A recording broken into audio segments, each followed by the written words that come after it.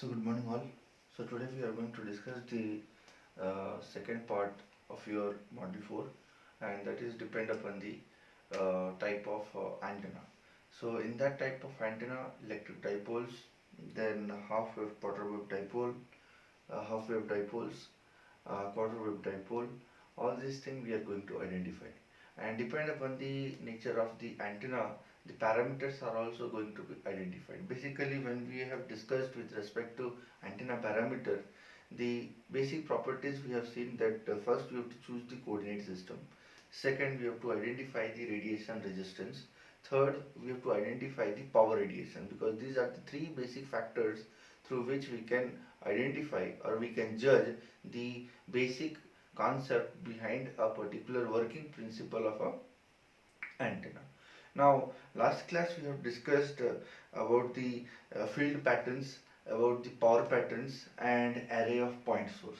Now, when it is a point source, means either it can be if I will say it is an array, one, it can be same phase and same amplitude we have considered, and second case we have seen that same amplitude with out of phase. Okay, so that same amplitude with out of phase, when we are considering, that means it comes under that dipole, because the dipole is an element which one of the edges is a positively charged and one of the edges is a negatively charged. So it is a short distance element, a small element whose distance, two charges are placed at an equidistance. Let us consider D. One is point charge, is a positive charge, and one end is negative charge. So your electric field will generate from the positive to negative, and due to the flow of current, the magnetic fields will be generated. So with the help of that, we will analyze the field pattern, because first of all the things is that how much radiation it is doing, what are the radiation parameters are there. Okay, so here we are going to see that how we are identifying the field patterns. Okay, then we will see how to determine the power radiations, and then we will see what is the radiation resistance, because these are the three basic factors which varies depend upon the cross section of an antenna.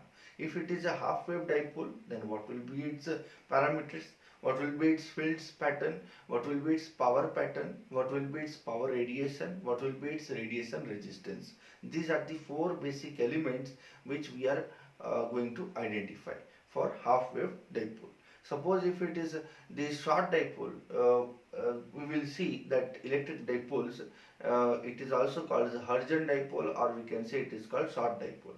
Now depend upon that length, the length of a dipole is characterized as a half wave dipole, as a quarter wave dipole. If the length is equals to lambda by 2, then I can use that short dipole as an half wave dipole element. Similarly, if the length of the electric dipole is lambda by 4, then I can consider it is a quarter wave monopole antenna.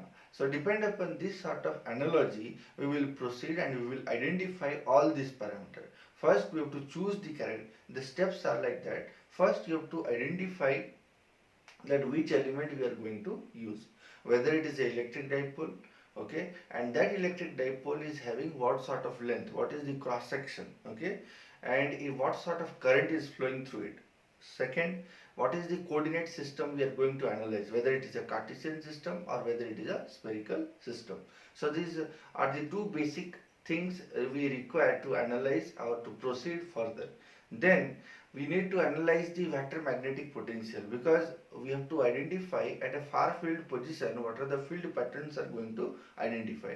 Either you can proceed with respect to electric field or you can proceed with respect to magnetic field. So if we proceed with respect to magnetic field, with the help of certain Maxwell equation, we can convert that magnetic field into electric field. So once this electric field and magnetic fields are known, the field patterns are known. And once this field pattern is known, that means you can go for the power pattern. Just squaring of those patterns. That thing also we have seen while discussing our power pattern and the field pattern. Okay. just we have to analyze with respect to certain ratio, that is the power factor divided by the maximum power factor, which is equals to intensity divided by the maximum intensity, or we have seen E divided by Em whole square. So if the electric field component is known, determine the maximum value, divide these two and square it, you will get your power pattern. Okay, so once this power pattern is known, next you can proceed for the power radiation. Once power radiation is known, then we can proceed for the radiation resistance. These are the certain steps for which is common for all the determination, all the derivations for short dipole, for half wave dipole and for quarter wave dipole. So today class we are going to discuss on these basic parameters.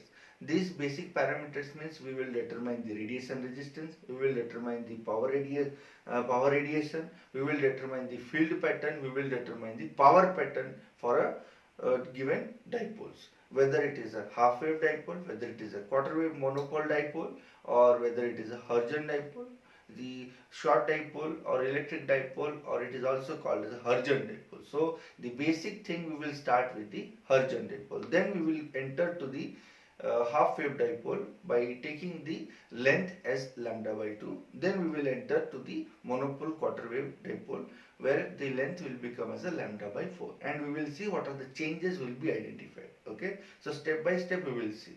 So here I have jotted down few points. First we are considering the electric dipole. Okay, now electric dipole means, dipole is a small element which is having a shortest distance d. One edge is positive charge, one edge is negative charge. So the dipole element P is equals to Q into D. So this P is called as a dipole element. Okay, and then we can go for dipole moment also. That thing already you people have gone through your electromagnetic field theory while discussing with electric fields and in electrostatic as well as in magnetostatic. Okay, so that thing we are going to recap once again to determine the field patterns. Okay, so here I have considered one dipole. So the dipole element is located at the origin. So this is my dipole. In this dipole, current I is flowing. I is equals to I naught cos omega t. So this is the first parameter, that current is flowing through that dipole. Okay, now since the current is moving upward, that means this is positive and this is negative charge. So current will flow in the opposite direction of the flow of charges. Okay, next, if the current distributed, that means charge is also going to distribute. So due to the presence of charge, your electric field is going to be produced, and due to the flow of current, the magnetic fields are going to be produced. 1 minute.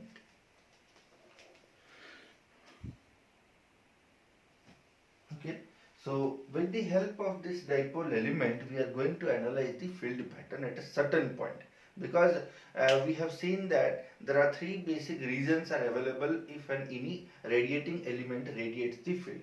First is near field, third one is reactive near field, and third one is far field. So that far field is called as a Fraunhofer zone, the middle one is called as a Fresnel zone, and the inside one, or it is called as a near field zone. So in near field zone, electric field and magnetic field variations are negligible. We cannot consider at which particular point what are the variations are identified. Basically we are measuring in the far field at a larger distance, that R is greater than equals to 2d square by lambda. Now what is D? D is the dimension of an element. So lambda is the operating wavelength. So 2d square by lambda and your point of observation, that is R. So we can see that if R is greater than 2d square by lambda, that means our point of observation is far field. So for that reason I have considered a point P with a distance R.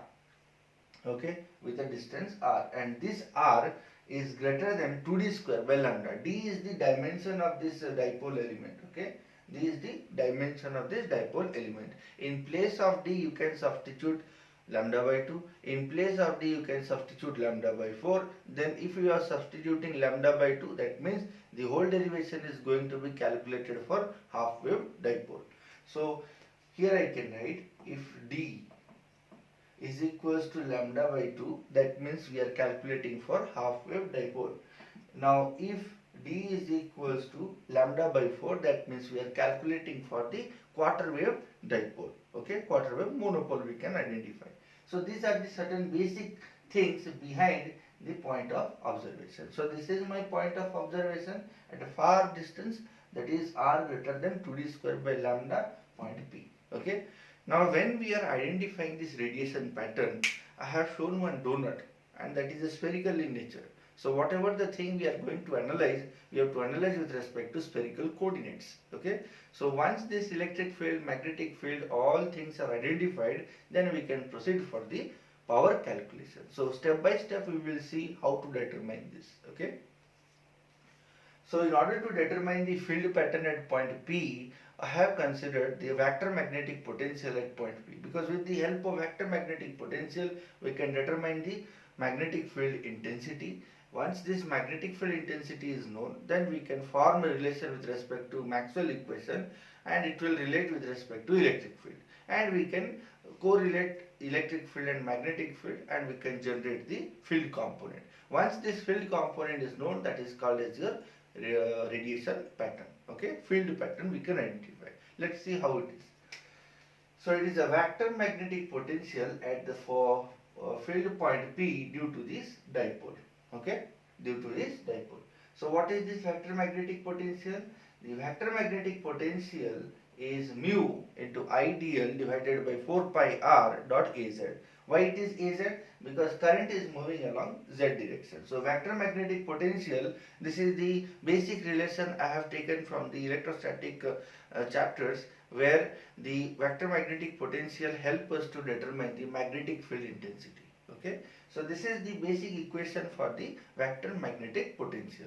Now here this I is equals to I naught cos omega t. Done. Now this I is the current which is flowing across this dipole. Okay, but what is that I? I is equals to I naught cos omega t minus r by u. So r by u, that means if the current is flowing in this dipole only, that means it is I naught cos omega t. But if I am going to measure at a certain point, that means my phase is going to change. Okay, the propagation constant is going to identify. Phase constant will come into picture. So this r by u means r is the distance of measurement and u is the velocity of the electric field which is penetrating to that particular point. Means at this point what is the intensity we are going to identify. So that is r by u. So this r by u you can write in terms of beta into r. So here I have written I naught cos omega t minus beta r. So what is the value of beta? Beta is equals to omega by u. Okay. So here I can substitute beta into r. So if you take this omega inside, you will get omega t minus omega r divided by u. So omega by u is nothing but beta. So substituted by beta into r. So this is my equation for the current. So I naught cos omega t minus beta r. This you can write, it is in a form of instantaneous time domain. But whatever the field we are going to analyze, it is in a form of a phasor form. Okay. So phasor form means it is a time independent function. Okay. We have to identify the time independent function. For that, what I have done, I is equals to real of I naught e to the power j omega t minus beta r. So like that also we can write, because real part of e to the power j theta is a cos theta. So this I have written as a real of I naught e to the power j omega t minus beta r. Now if you remove this e to the power j omega t, rest of the component is called as a phasor component. Okay. So once I is known, substitute this I over here so that vector magnetic potential can be easily determined. So what I have done, I am going to substitute this value over here.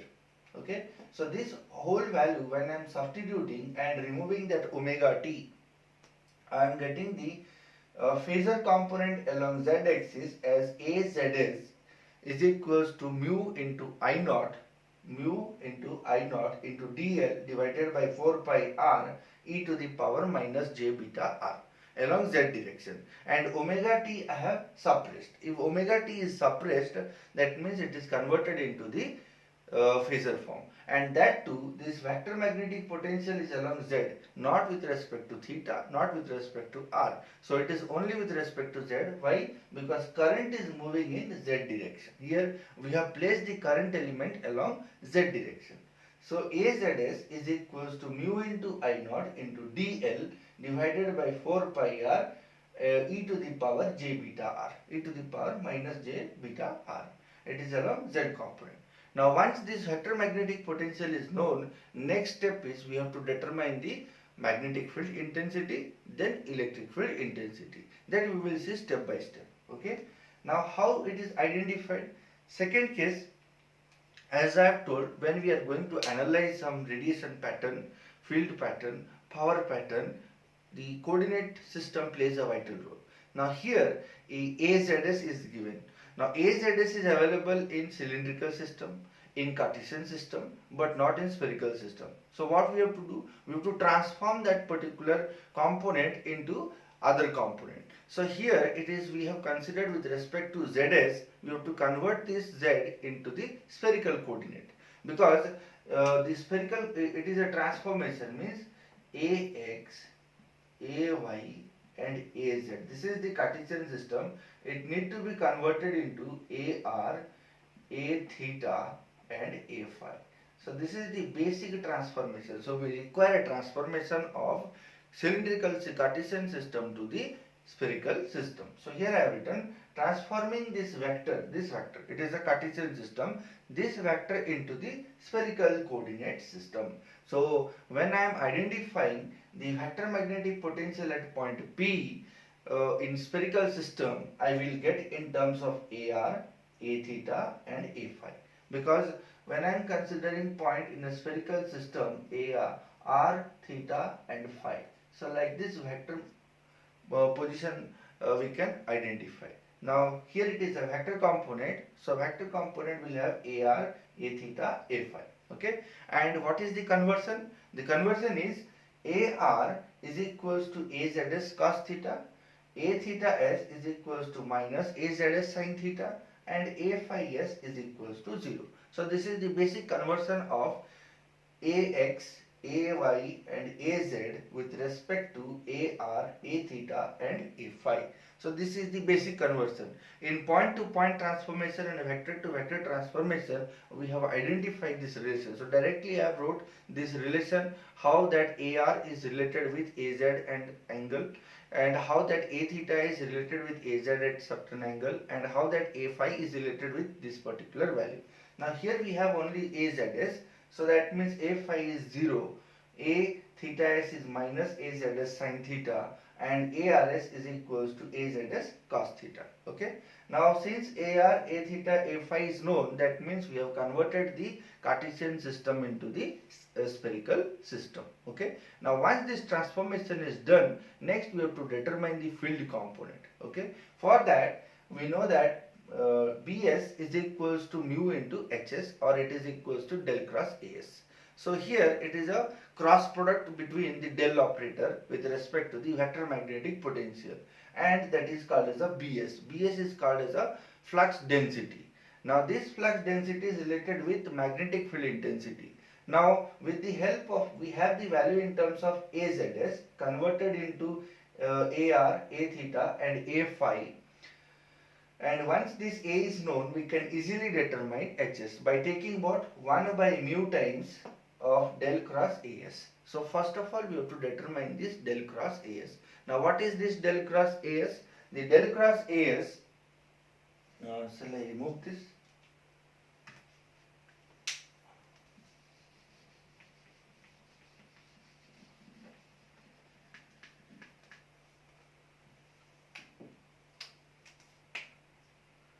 So del cross As is equals to mu into Hs. So Hs is equals to 1 by mu into del cross As. Okay. So like this we can write. Now what is this del cross As? Del cross As is the cross product of del operator with spherical coordinate system. So what I will write? First is AR, then A theta and then A phi. Okay, because it is R, theta and phi. Then Next is del operator, del by del r, 1 by r del by del theta, 1 by r sin theta, del by del phi, like this. Okay, and the last column is as. As is how much? Ars, that is a zs cos theta. Then theta is how much? Minus a zs sin theta, and a phi is 0. So this is the cross product you have to solve. So once this cross product is solved, you need to equate with respect to hs by dividing the mu component. So del cross as divided by mu, you will get your hs. So hs will have hr value, will have h theta value, will have h phi value. So this is equals to, I can write hrs, h theta s, and h phi s. Okay, which is equals to this one, because these components will come. One is AR, that means you have to take this value and you have to multiply. Similarly, A theta, accept this, multiply this component, and you will get the determinant component. A phi, only this particular value. Okay, so like that you have to solve it. Okay, so after determining individual component, you can equate to HRS, H theta s, and H phi s. So here, after solving this, if you can see AR, if I want to determine, so 1 by R del by del theta of 0, so it will become 0, done. And here 1 by R sin theta is outside, and this whole component you have to differentiate with phi, so there is no phi term, so it will become as a 0.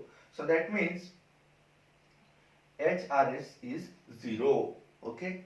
Now similarly, A theta, if I am going to identify, del by del r of 0, because you have to differentiate this component del by del r, it is 0 means it is 0.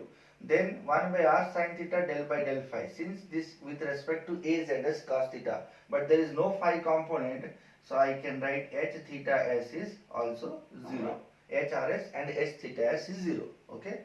Now what we have left, it is h phi s. So h phi s means a phi. A phi means del by del r of this component, and 1 by r del by del theta. So del by del r, here there is no r component, it is 0, and here it is 1 by r del by del theta a zs cos theta. You have to differentiate cos theta. The differentiation of cos theta is minus sin theta. So minus minus plus. So here you will get 1 by r a zs sin theta. Okay. So this is the component which we are going to identify after this cross product. Now HRS is 0, so here I have to HRS is 0, H theta s is 0, H theta s is 0. Now what I have to do? H phi s equals to 1 by r a zs sin theta. So what is a zs? A zs is this much. Substitute this value over here. So you will get in terms of r square terms. Okay. So here I have substituted AZS value. This is my AZS value. Substitute this value over here. You will get H phi s. So that I have identified that, and mu term is also there, because here it is 1 by mu. So mu will be cancelled out. Okay, because it is 1 by mu del cross AS. So del cross AS we have identified, and we have to divide this whole component as 1 by mu. Okay, so mu and this mu will be cancelled out.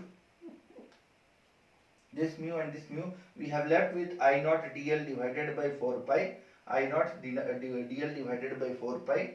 Then sin theta is available, here also sin theta is available. Next is e to the power minus j beta r, that I have substituted. So it is j beta divided by r plus 1 by r square e to the power minus j beta r. So this is my h phi s. Okay, this is my h phi s. So one h phi s is known, HRS is equals to 0, H theta s is equals to 0. So this is called as our magnetic field pattern. So it is field pattern. Done. So once this magnetic field is known, you can proceed for the calculation of electric field. How we can proceed? We have a relation with intrinsic impedance, that E by H is equals to eta. If H is known, you can determine E. So with the help of that, we can proceed for electric field. Okay. Now electric field, what is the relation? We have the relation del cross H is equals to epsilon del E by del T. So this is del cross H epsilon del E by del T. And since we are considering in terms of phasor form, you have to convert the time domain into the frequency domain.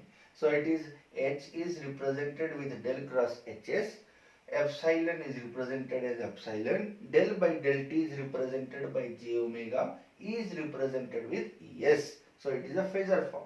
Now once this del cross Hs is known, you can equate and find out what is Es. Okay. Now here we have identified Hs.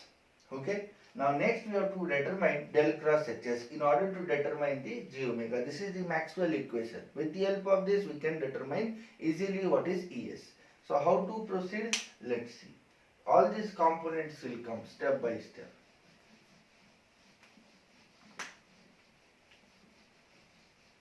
Okay.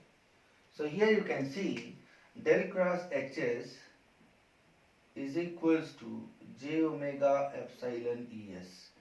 So that means Es is equals to 1 by j omega epsilon into del cross Hs. Okay. Now since Hs is in terms of spherical system, so I can write del cross Hs is equals to a theta, a phi, ar, this is a theta and this is a phi, this is del by del r, it is 1 by r del by del theta, it is 1 by r sin theta del by del phi. And what is Hs value? Hr value is 0, H theta s is also 0, and we have H phi s. H phi s. Done. Now when you are solving for ar, 1 by r we will get del by del theta into H phi s minus 1 by r sin theta del phi of 0, it is 0. Okay. Minus a theta del by del r of H phi s, then 1 by r sin theta del y of 0 is 0, then plus a phi, this one, it is 0. So that means we will have only r component and theta component and phi is 0. Now let us consider this whole term, whatever we are getting, okay, it is in terms of del cross Hs term. Now del cross Hs I can write j omega epsilon Es. Done. You divide this j omega epsilon over here, you will get 1 by j omega epsilon whole into ar, this whole component, whatever the things we will get, del theta into H phi s minus a theta into del by del r into H phi s, like this. Okay, so it is 1 by r, 1 by r, okay, it is ar. So this equation you will get. So that means this particular point you will get as er dot ar, then here you will get e theta dot a theta, okay, ers and e theta s. So this is my es. Okay, so here you can see ers we have determined, e theta s we have determined, and e phi s is determined. E phi s is how much? E phi s is 0. There is no phi component. We have only r component, we have only theta component. Now what you have to do? H phi s is available. Differentiate this value with respect to theta. So cos theta, sin theta will become cos theta. So here you can see it is cos theta. Rest of the part remain as it is. So it is e to ers we have determined. Similarly, e theta s is del by del r H phi s. You have to differentiate with respect to r. So here it is differentiation with respect to r means 1 by r means minus 1 by r square. 1 by r square means minus 2 by r cube. So that I have substituted here. So eta I naught dl divided by 4 pi and sin theta. Here we are differentiating with respect to r. So r component is available here. So it is e to the power minus j beta r.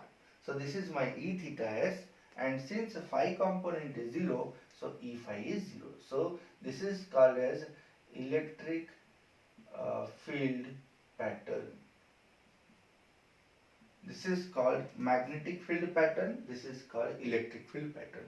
So we have determined the patterns. What are the patterns? Electric field patterns and magnetic field patterns. These are very easy. Only the equation we have to identify. So we have identified the H phi s. H phi s is substituted here. We have to identify Es. Del cross Hs we have to determine and divide j omega epsilon. So del cross Hs here we have determined. Divide that with respect to j omega, you will get in terms of Es. Es is having the certain component ERS, E theta s, E phi s. E phi s is 0, we have ERS and E theta s. So what is ERS? 1 by R del by del theta of H phi s. So H phi s is this, differentiate this with respect to theta and divide the R component, you will get your value. So that is our I naught dl sin theta divided by 4 pi. So that I have substituted there. Now once this j omega epsilon is multiplied, you can represent in terms of eta terms. We have the relation eta is equals to root over of mu by epsilon, and that we have substituted directly, okay.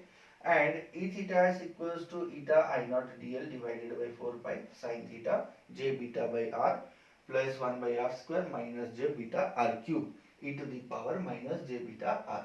Here it is ERS is 1 by r square minus 1 by j beta r cube e to the power minus j beta r, and E phi s is 0. So this is the magnetic field pattern, this is the electric field pattern. Over.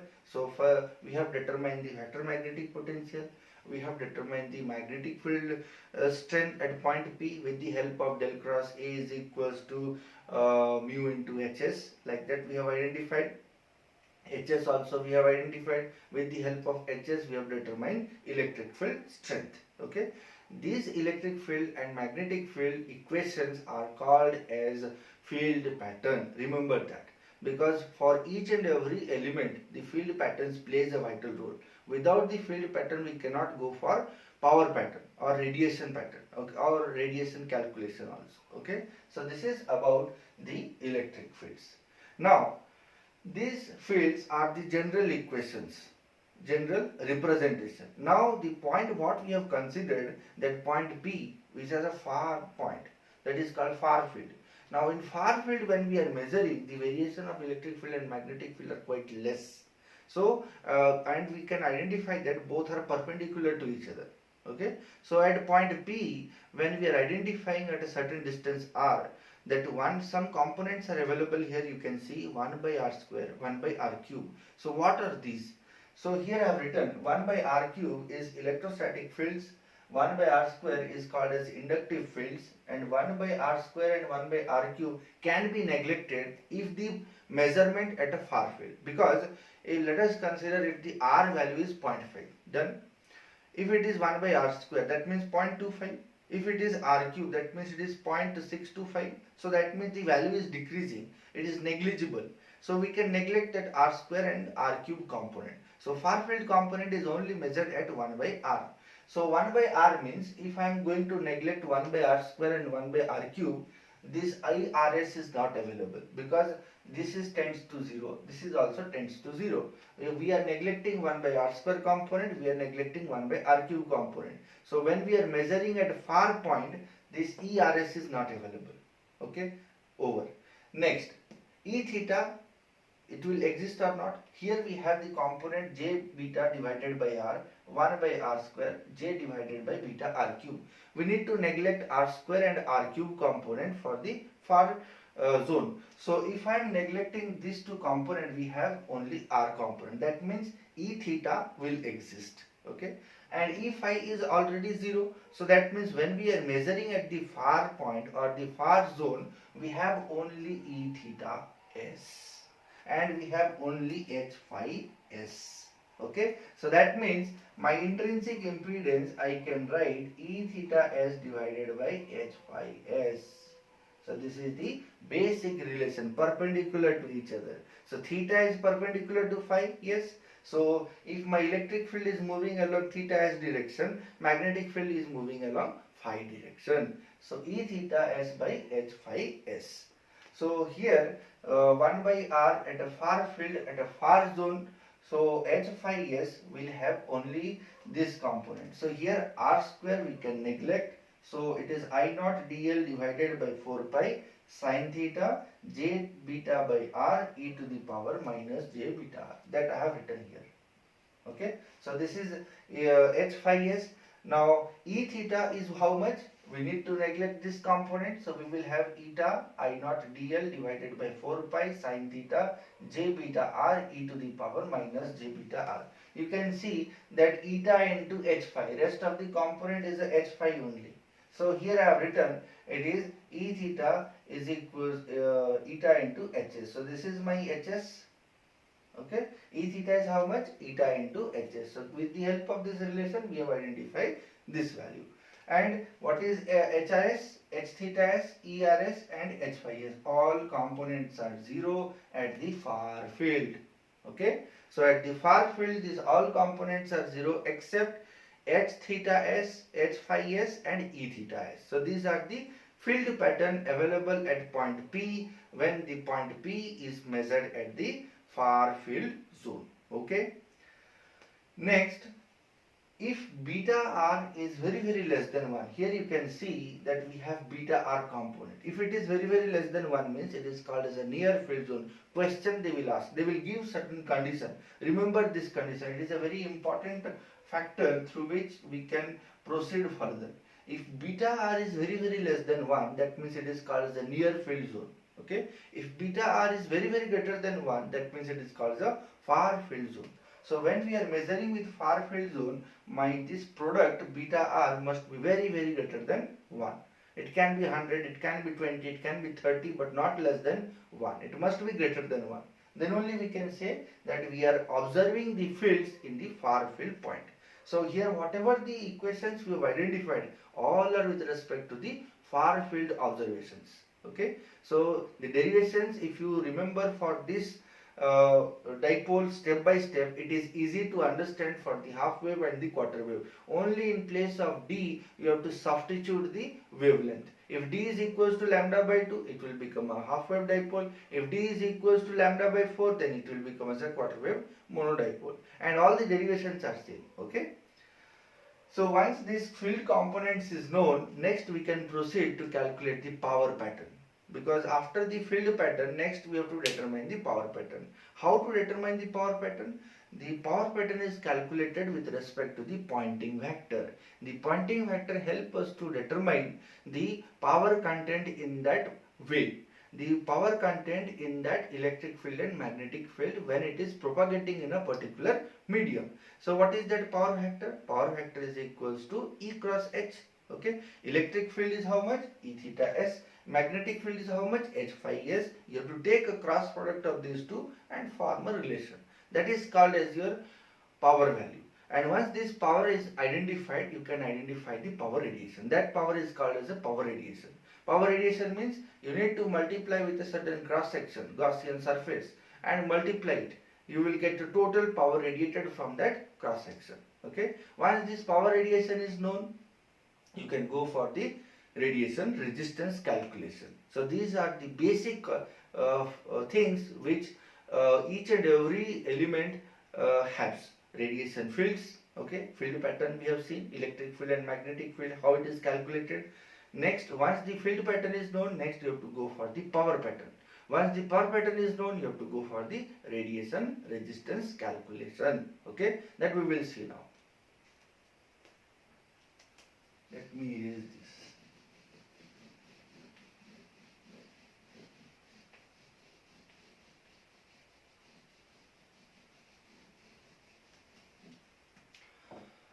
So we have H phi s is equals to how much?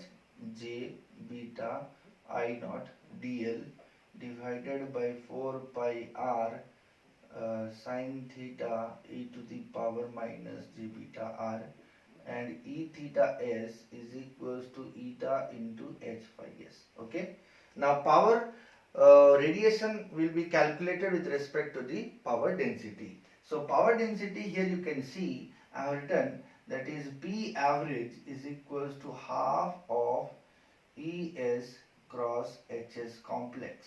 Okay, so this is called as a half of real of this. This is called as a average power density. Okay, so in place of Es you have to substitute E theta s. In place of Hs you have to substitute H phi s. Okay, so that much you have to substitute and you have to take a cross product between them. So if it is a cross product means if A theta and A phi, okay, here it is, and we have you may remember that we are having a circle AR, A theta and A phi. Okay. Now if you take a cross product between AR and A theta, your alternate angle will come as A phi. If A theta cross A phi, you will get AR. So here what happens? Theta cross phi. So theta cross phi, we will get the resultant in terms of AR. That means we are measuring at a point P at a distance. Suppose this is the dipole element and here we are measuring at a point P at a distance R. So my normal direction is along AR. Okay. And the Gaussian surface, what we are going to assume, its normal direction is AR. So ds along AR will have r square sine theta d theta d phi. Now as total power, when it is identified as a radiated power, what we do, the average density what we have got into ds. Only this much we have to do. So what I have to do? E theta s cross product with H phi s. Done. That to be complex. So it will become as a plus e to the power minus j beta, it will become as a e to the power plus j beta r. When it is multiplied with e theta s, it will be cancel out. Only the scalar component we have, that is half of eta into H phi square, or half of e theta square divided by eta dot ar. Now why it is ar? Because there is a cross product between theta and phi. So cross product between theta and phi, resultant is ar. Now once this AR is known, this average power we can represent half of eta into H phi s whole square, or we can write half of E theta s mod square divided by eta. So either this relation, or you can go for this relation, any one of this relation. Then we have to determine the radiation power or radiation power. So it is average power into ds. Sorry. So in place of P average, you have to either substitute this or either substitute this, multiply with this, you will get your radiated power. So that I have written average power into ds.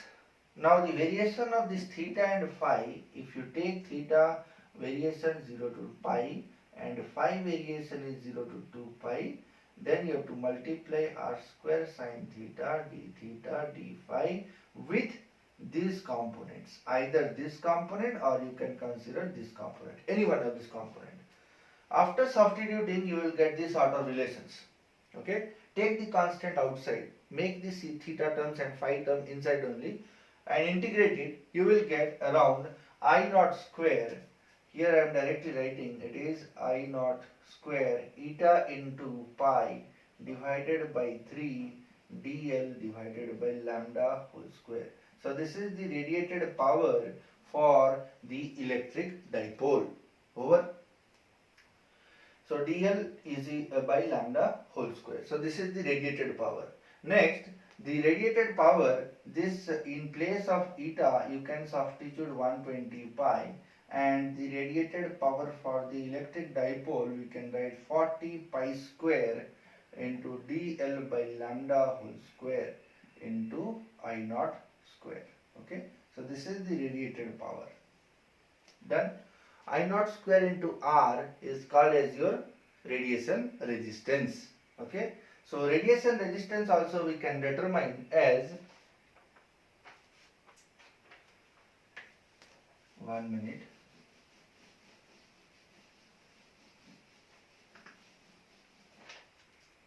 So after determination of power radiation, next you have to determine the radiation resistance. Now radiation resistance is, we can write P rad is equals to IRMS square into R suffix rad. Okay, or we can write half I naught square into R rad. So radiation resistance R rad, I can write twice of P rad divided by I naught square. Okay. So here we have P rad is equals to 40 pi square dl by lambda whole square into I naught square. Only you have to substitute this value here. So your radiation resistance R rad is equals to twice into 40 pi square divided by I naught square dl by lambda whole square into I naught square. So this one get cancelled out. You will get 80 pi square d by lambda whole square. So this is the radiation resistance for electric dipole. This is the power radiation for electric dipole. Remember these relations. These are the basic features behind the electric dipole. Okay. What we have determined? We have determined the vector magnetic potential. Then we have converted that vector magnetic potential into a spherical coordinate because we are identifying the fields in a spherical in nature, electric fields and magnetic field variations. Then we have determined the relation of magnetic field intensity with the help of del cross A. Then we have formed a relation with H with respect to E. These are the relations. Once this E field is known, then we are deciding that our point of observation lies in near field zone or far field. Basically, we measure at a far field zone. So 1 by r square, 1 by r cube components are neglected. If you neglect it, we have only h phi s and e theta s. So these are having a relation. Eta is equals to e theta s by h phi s. Now e theta s by h phi s, these are the two field pattern at the far field due to the electric dipole. Remember that. Okay. Next, with the help of this relation, we are going to calculate power radiation and radiation resistance. Power radiation is identified with the help of power density. Power density is identified with the help of Poynting vector, that is half of real of Es cross Hs. In place of Es, you have to substitute E theta s. In place of Hs, you have to substitute H phi s. Take a cross product, you will get half eta h phi s whole square dot ar, or you will get half e theta square divided by eta into ar. So these are the two basic relations. Either you can represent in terms of magnetic field or electric field. Okay. Once this is known, substitute these values, this h phi s or e theta s. After substituting, you will get your power radiation. So power radiation is how much? I naught square by multiplying average into ds. So average is this much into ds, as I have wrote, ds is equals to along ar direction, that is r square sin theta d theta d phi. So that I have substituted I naught square pi eta divided by 3 dl by lambda whole square. So this is my radiated power. Okay. Radiation resistance is how much? So radiation resistance, in place of eta substitute 120 pi, you will get this one. And radiation resistance is how much? Power radiation is equals to half I naught square R rad. R rad is the radiation resistance, which I can write twice of P rad divided by I naught square. So what is the radiated power? Substitute here. You will get your radiation resistance 80 pi square dl by lambda whole square. So this is about the electric dipole. Now if this dipole length we are going to change, if this dl is lambda by 2, then it will enter into the half wave dipole. And the radiation, power radiation, radiation resistance, field component, these are going to change according to the dimension. Then if it is lambda by 4, then it is going to change. Okay, that we will see now. So step by step we will see for half wave dipole antenna.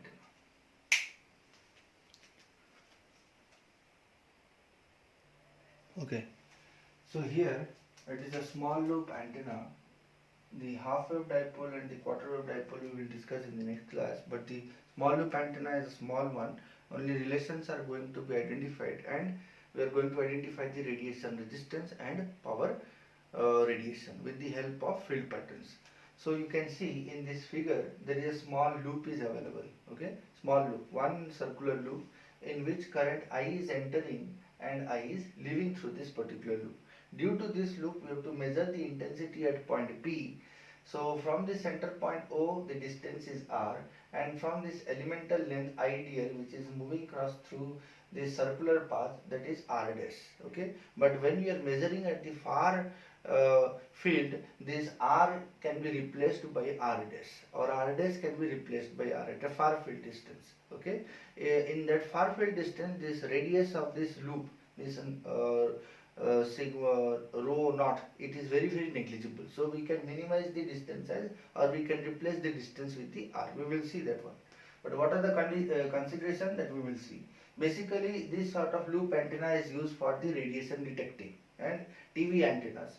These antennas are basically used to detect the radiation patterns or radiation fields which are operating in ultra high frequency. Okay, and that too if the radius of the field, radius of this circular element or this element is very less than wavelength. So this is the first consideration. The radius of a loop must be very less than lambda. Okay. Then it is a small current I is equals to I naught cos omega t. This we have seen while discussing the electric dipole. So same concept is behind this also. Only the thing is radiation pattern is going to change. So I is equals to I naught cos omega t we have considered. Then you can go for the vector magnetic potential, because as we have determined the vector magnetic potential, so mu naught I dl by 4 pi r dash. R dash means due to this element we are measuring at a distance R dash, where I is equals to I naught cos omega t minus beta r. This also we have seen. Now this particular function substitute over here. So you will get mu naught I naught e to the power minus j beta r divided by 4 pi r dash into dl. Now since dl is moving along which direction? dl is moving along this direction. That means elemental length dl. Now, vector potential is identified. Next, you have to identify the field components, vector magnetic potential. So, vector magnetic potential, if it is R dash, if it is a far point, this R dash is replaced by R. Okay, and since this A concept or this vector magnetic potential having AR, A theta, and A phi. So, since A phi I have directly written, it is mu naught I naught mu into I naught into S divided by 4 pi r square 1 plus j beta r e to the power minus j beta r sin theta. So this mu naught mu into I naught into S. S is the cross section of that particular element. It is a circular element. So here we are going to identify the area. S is equals to pi rho naught square. If it is a number of turns is n, then your surface area will be n pi rho naught square. Okay, so this is my A phi. So A phi is identified with the help of the same technique what we have derived for the dipole. It is also one sort of dipole, but it is a small loop. So the field pattern is multiplied with the cross section. In that it is cross section is not multiplied. Here cross section is multiplied. Okay. Next, once this phi is known, we can proceed to determine the Hs. Once Hs is known, electric field can be determined. So Bs is equals to mu into Hs, which is equals to del cross As. I am not deriving all those things because that you have to derive by yourself. And in place of Hs, in place of As, you have to substitute this. You have to determine Hs component. Okay.